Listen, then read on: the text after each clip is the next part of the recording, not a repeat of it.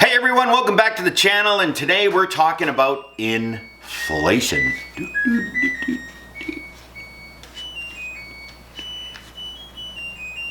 Yes, inflation. What in the world is inflation, and how is it calculated? Well, this is a complicated story, so I'm going to fill it down nice and easy for you because there's something going on that's causing inflation right now for all the Americans. It's not causing it in Canada, it's not causing it in Europe, it's not causing it in China. It's just for our friends down in the United States. At least I think we're still friends. Maybe not. You voted in a crazy person who doesn't want to be friends anymore. But that's okay. That's just how it goes. So let's talk about inflation and how does it come about. Well, there's two ways we can have inflation. That's right, two. Well, there's more than that. Not really. It really boils down to two. It boils down to supply and demand causes inflation, or an outside force of some sort causes inflation. What do you mean by that? Well, that could be money supply, but money supply, which I'm going to come up with an example in a second, didn't cause inflation, it just stopped deflation.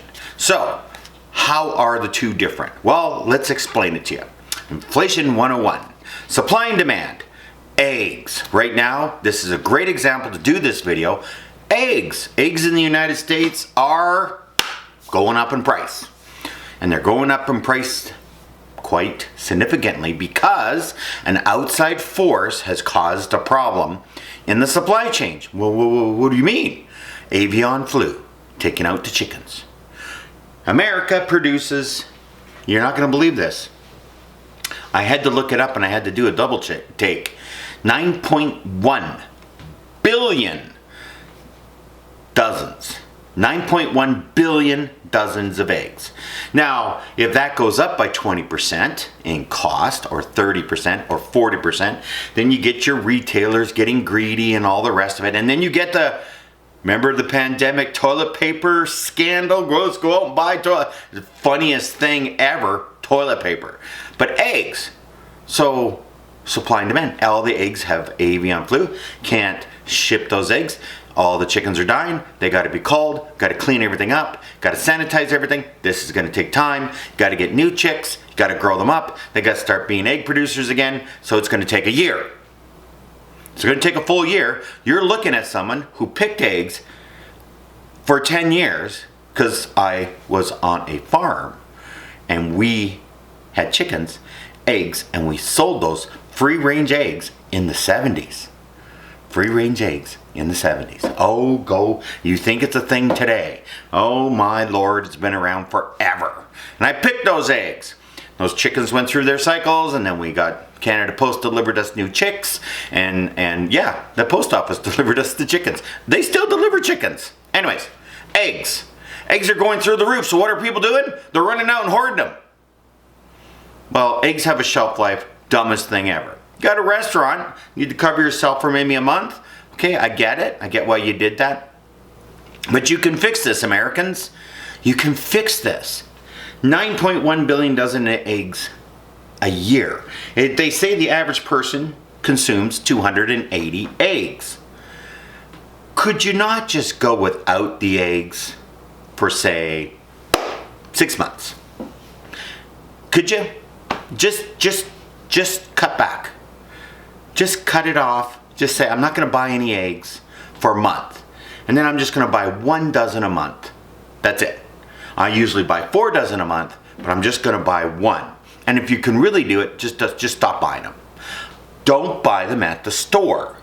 And the reason for this is, dozens of eggs at the stores that consumers buy is a very small portion, 35% of the egg market. All the rest of the eggs are used in making bread. Oh, go to your favorite restaurant, have an omelet. Go to, you see what I mean? What are eggs in? It would really surprise you how many eggs are used in all the foods you buy. Well, if you're buying them off the shelf so there's no eggs and there's a shortage and egg prices are going to go up by 50%, which is what they're going to do if you don't stop buying them, then everything goes up. So when you go to the restaurant, your meal is going to be 50% more. You get my point? Because you can't stop buying them, supply and demand, because a illness has come in, a supply chain has come in and said, we're killing your chickens for whatever reason. It doesn't matter where it came from or what. That's a whole other story. Well, all we know is avian flu is in the chickens. The chickens have to be destroyed. It's just simple. Egg production goes down. Egg production goes down. Prices go up because you won't stop buying them. Stop buying them. I'm telling you right now, if every American decided tomorrow on the posting of this video, I'm not going to buy any eggs for a month. You go to the store and you just don't buy any. Find other things to eat instead of the eggs. Just make a choice. Simple as that. All those eggs would sit on the shelves. They wouldn't order any. And it would only take about a week and those prices would start to drop. Because guess what? Eggs have a shelf life. They got to get them sold. Don't buy them. When the price goes down, don't buy them. Wait until they're down to what they used to be. And then just buy one. Don't go in and hoard them.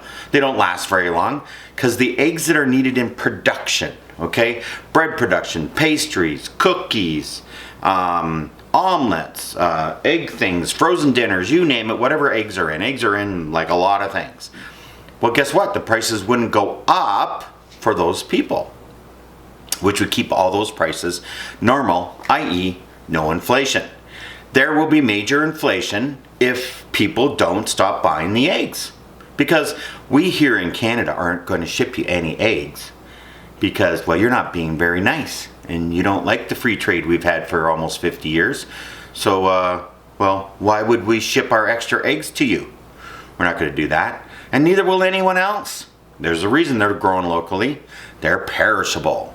Now, liquid eggs and stuff like that, that's a whole other, there's a whole industry that take an egg and do other things. Egg whites, egg yolks, liquid eggs, it just goes on and on and on.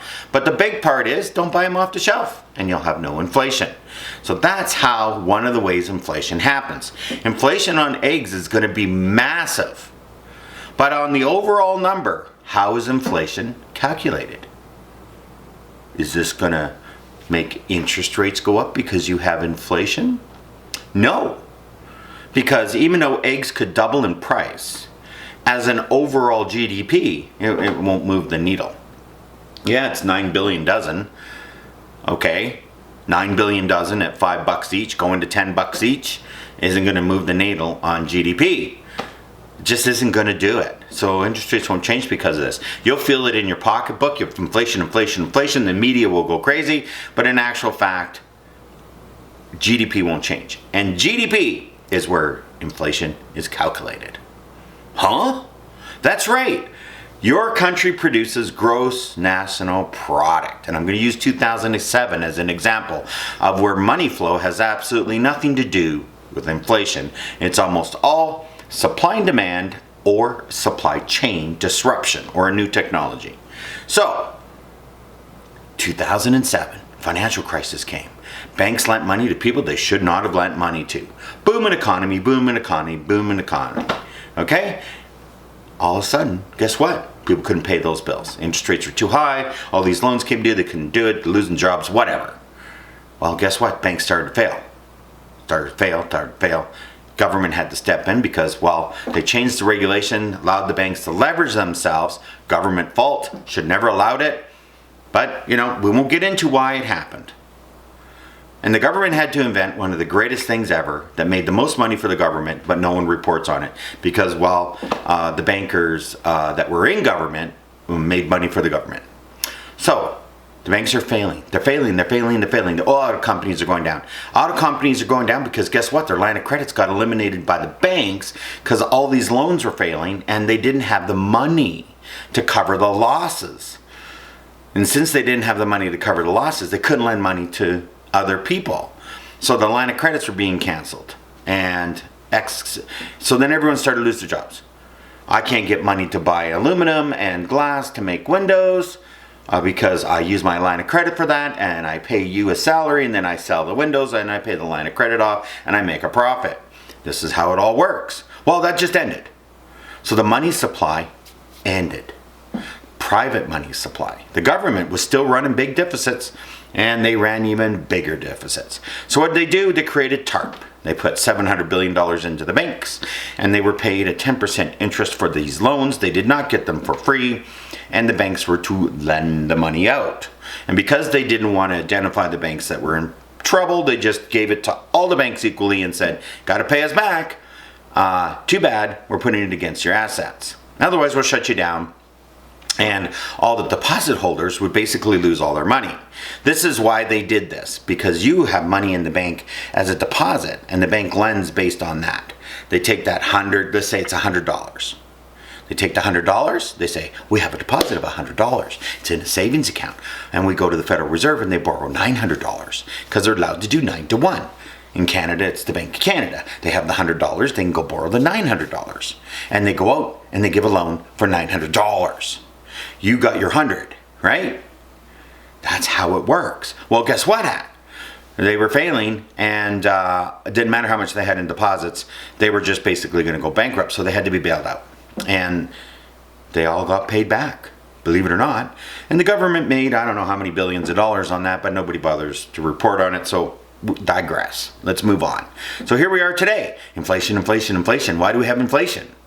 So remember, supply and demand, or money flow. You have private money flow, government money flow. And I'm going to be honest with you, government money flow, unless it's massive, cannot cause inflation. Government running a deficit isn't going to really change the inflation rate all that much. I'm going to just use a nice round number. Say you're running a $50 billion deficit. And everyone's like, balance your budget, blah, blah, blah. That $50 billion is going out into the marketplace and it's being spent on things. But you know what? That isn't going to get your inflation number up. And trust me, from 2007 until today, well, 5 years ago, all government did was try to create inflation because we had negative GDP. And no government wants negative GDP. So the gross national product of your country is $1 trillion and it's next year is going to be 900 billion. That's negative 10%. GDP. You don't want, they'll take interest rates to zero, they'll increase the deficit by $1 trillion. Still isn't going to change anything, and people aren't spending their money. They're not spending their money. Okay? If you're not exporting, you're not exporting. It's just simple. So it's simple. Supply and demand or money flow. And private money flow is way greater and much more inflationary than government money flow. Government money flow is slow, cumbersome, and honestly, only a few really get the benefit. Unless they increased, say, your Social Security or Canada Pension or OAS, Old Age Security, in whatever country you're on. Let's say they increased that to $3,000 a month from $1,000 a month. Well, that would go out to a lot of people and they would spend it every month. 6 months later, you're going to have a little bit of inflation. Okay? And you'd get what you wanted. Lots of money going out. Lots and lots and lots of money out. Way more than, say, the 50 billion deficit you're going to do. So are you following me? Have I confused you? Supply and demand. So eggs is the great example. People are going out and hoarding eggs. Buying them. Why? They're perishable. Dumb. Don't do it. Just don't buy them. Price will come down. Same thing goes for Tesla right now. I'm going to use them as an example. Their CEO's gone nuts, doing crazy ass stuff. I'd never buy a Tesla. He did the Nazi salute. He needs to feel the pain. So people are not buying it. He's a one-trick pony. He makes cars. That's it. The company is based on their car production. Stop buying the cars. Watch the share price go down. Watch the price of the cars go down. Until he comes out and apologizes and stop doing what he's doing, don't buy a Tesla. I wouldn't. I can wait a year. It's not that important to get a new car. I'll buy another brand or do something else. It's really easy. Send a message. We, the people, control inflation. But we can't help ourselves. We really can't help ourselves. So here we are today and going, okay, we got inflation. What's going on? And tariffs. Uh-oh. But we got this egg inflation happening and we got these other things happening and we're going to bring tariffs in. Will tariffs cause inflation? Or a sales tax? will it cause inflation? Which one is which? They're both the same, right? No, they're completely different. One is a tariff on the good. So, all you Americans out there that are Trumpsters are going to be going, this is a good thing. Canada's going to pay the tariff. Nope, we are not going to pay 1 penny to you because there's a tariff. Absolutely nothing. We sell our aluminum for $3,000 a ton. You're going to buy it for $3,000. The American government's going to charge that business a 25% tariff and collect that money from the business. It's not coming from us. We will still get our $3,000 a ton, or $10,000 a ton, or $30,000 a ton for nickel, or $75,000 a ton for lithium, which used to be $600,000. Okay? So this is how it is. You do a tariff. That increased the raw cost. Supply chain. Inflation. And that will inflate everything that aluminum goes into will go up. The 25% of the tariff plus the extra cost that was incurred because the tariff was put on. It's more than just 25%. So the average vehicle, say, I'm just going to use a round number here, say the average cost of a car is $30,000, and you put 25% tariffs on aluminum, steel, nickel, lithium, graphite, all this stuff is imported into America. You can't make the electric vehicles without that, and because there's no way you produce enough in your country, and it would take 10 years to do it. So if you want to have a 10-year plan, government would have to spend about $1.5 trillion to make all that production, and it's just incredibly complicated. But you're doing a tariff. Canada's going to pay it. No, we're not going to pay anything. We'll just find a different place to sell our goods to, which we should be working on for years. But anyways, we thought you were our friends. But I guess not. I guess you don't want a friendly relationship. You want it to be adversarial. Well, okay. We're okay with that. You think we're nice, but we're really not. We're ruthless. But we had a nice thing going. It was good for you and it was good for us. So a tariff comes in, will create inflation. Massive reflation. But you know what it'll do? It'll make the goods unaffordable. So that $30,000 car is going to go up by 30% and become $39,000. Nothing Ford can do about it. GM, Toyota, all these guys, there's nothing they can do about it. It's just going to go, the cost is going to go from 30 to 39,000. Well, now you have inflation. 30% on all vehicles across the board. Federal Reserve is going to put interest rates up, right? Wrong. Because the tariff will cause the price to go up so much, they'll stop producing it because they can't sell it. So yes, there's inflation on the vehicles, but they're unsaleable. No one will buy them. So what will happen? Everyone will lose their jobs. They'll just shut it all down. Ford Motor Company is not going to make cars at $39,000 when they were making them today at $30,000 when no one will buy them. They're making them at 30 and they need to go down to 22 or no one's going to buy them right now today. So what will happen is they'll just stop making cars and they'll just lay everyone off. And then all the dealerships will lay everyone off. And it'll just keep going and going. Millions of people will lose their jobs and they'll be like, what happened? I thought Canada was going to pay the tariff or Mexico was going to pay the tariff. No, you, the consumer, pays the tariff. Massive inflation, interest rates will go down massively because the GDP number will go down. Remember, banks look at GDP, not individual pieces of paper. This egg went up in price. That banana went up in price. Oh, but the fridge went down in price. They're just looking at overall GDP. If you're $1 trillion a year and you go to $1.05 trillion, you got yourself increased GDP. Not so much that they're upset about it, but not negative. Negative GDP will drive everyone crazy. Absolutely crazy. And 25% tariffs, that's what it'll be.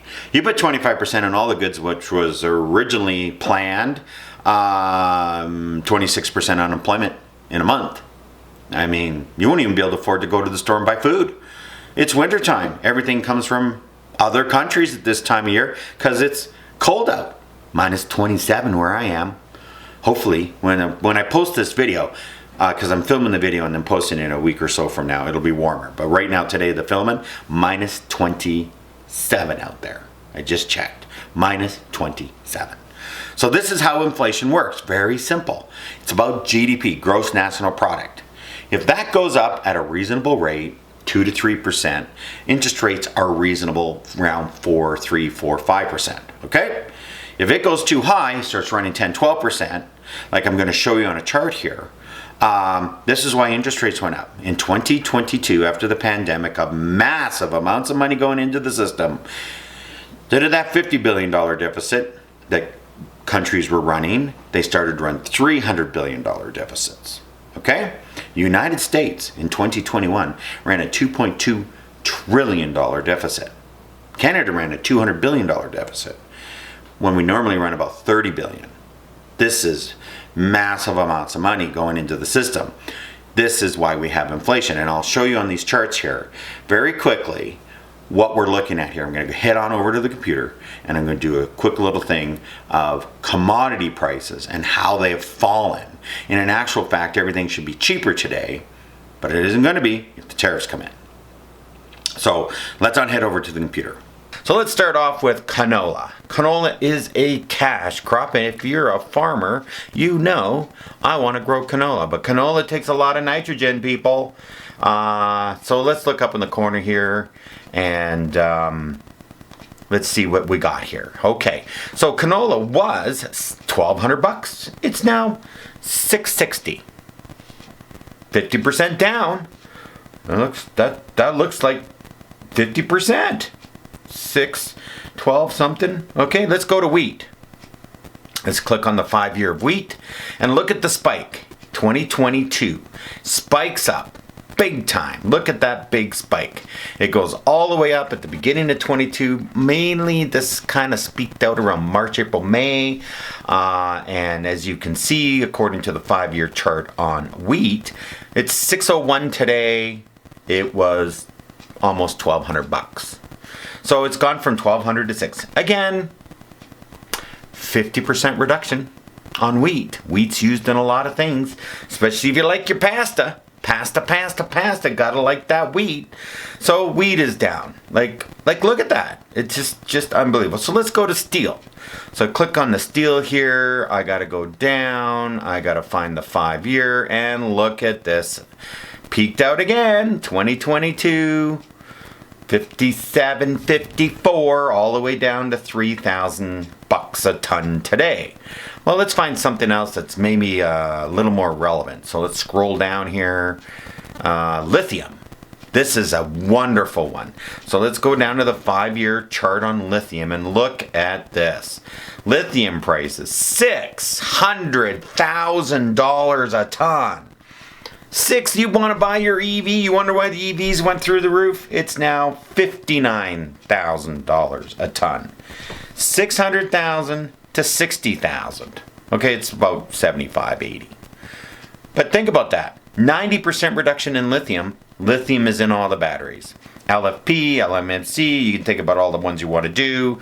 Lithium carbonate is what's used. Let's go to soybeans, because soybeans really can kind of control the market.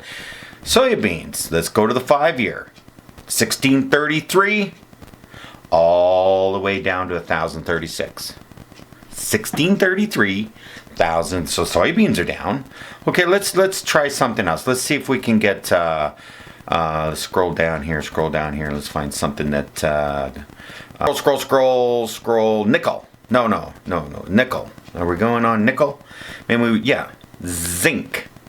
Let's go on zinc. Let's go down to the 5-year on zinc. Again, same thing, 2022, peaking out at $4,400. Now it's $2,800. Basically half price.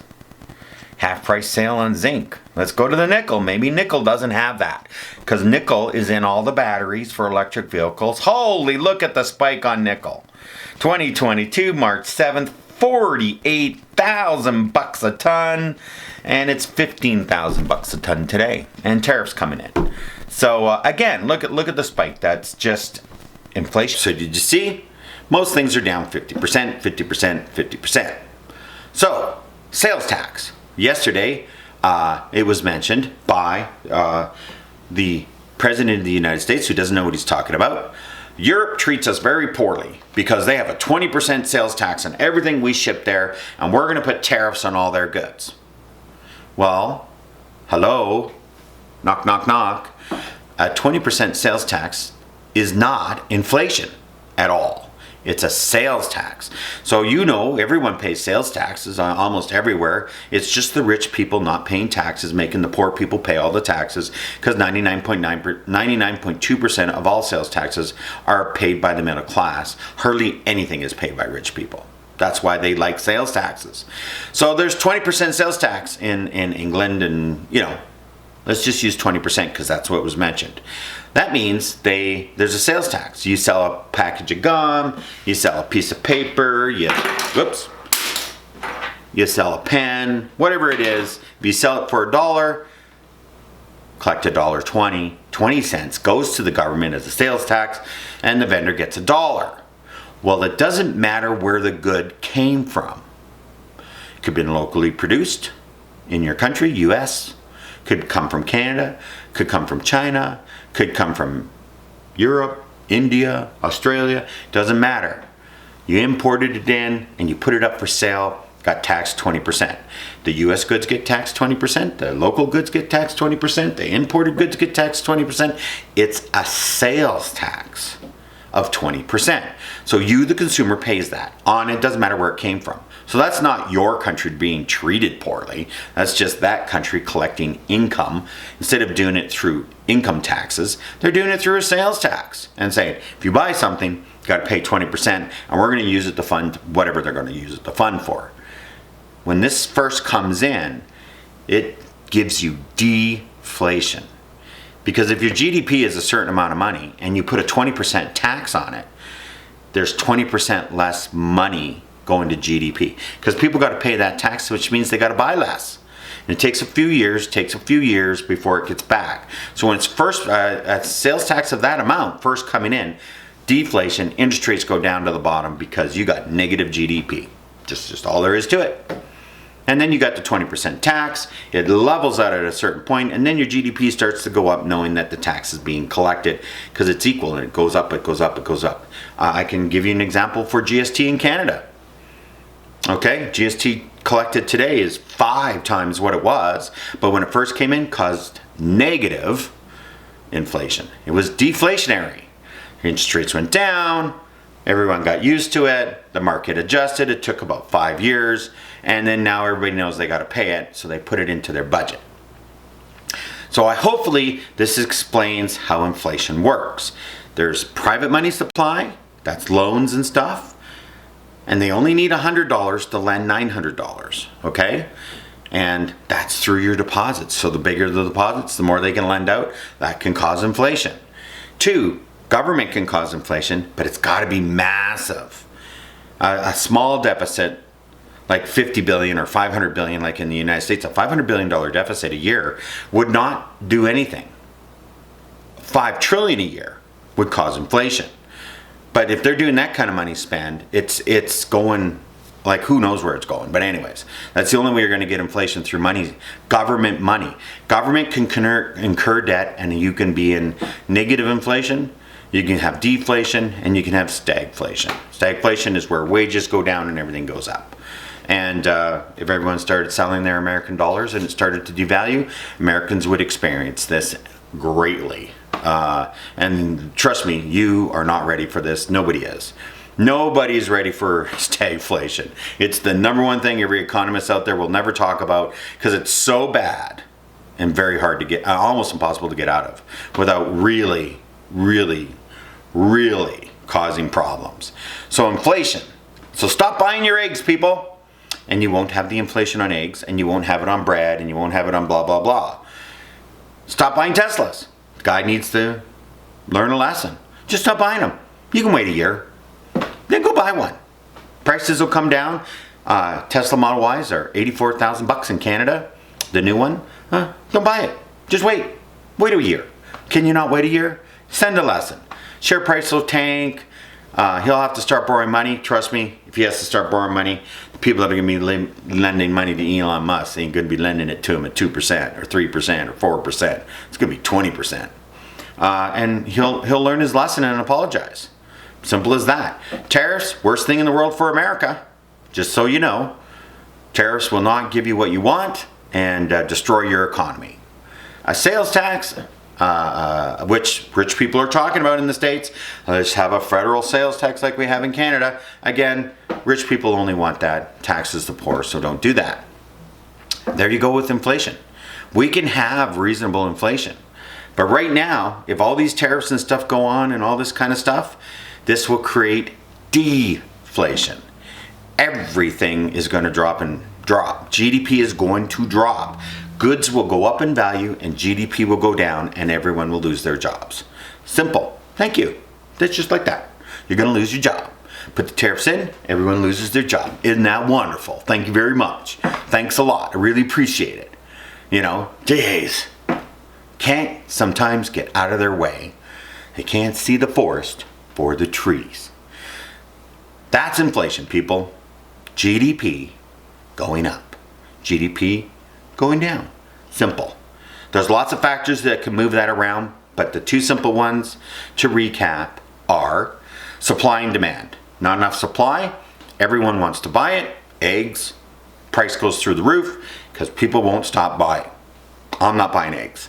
If I lived in the United States of America, I will find other things to eat. I'm not going to eat any eggs till the prices come down. And if everyone did that, the prices would drop everywhere. Until, you got to get through this supply chain problem that's nobody's fault. Okay? Stop buying the eggs. I know you couldn't wear a mask to save somebody's life, but you can stop buying the eggs. Okay? There's no reason to pay $10 a dozen. That's just ridiculous. Have yourself a wonderful weekend. I hope this explained things a little bit.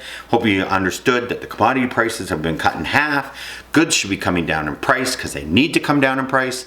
It was pandemic inflation. It was massive amount of money going into the system, and that money had to go somewhere. And here we are today. People are doing all these kinds of wonderful things, but it's going to end. Tariffs come in, it's over. You're going to have massive unemployment, negative GDP, and prices rising all at the same time. You don't want that. But that is what is going to happen. I will see you in the future, hopefully on a sunny, warm day.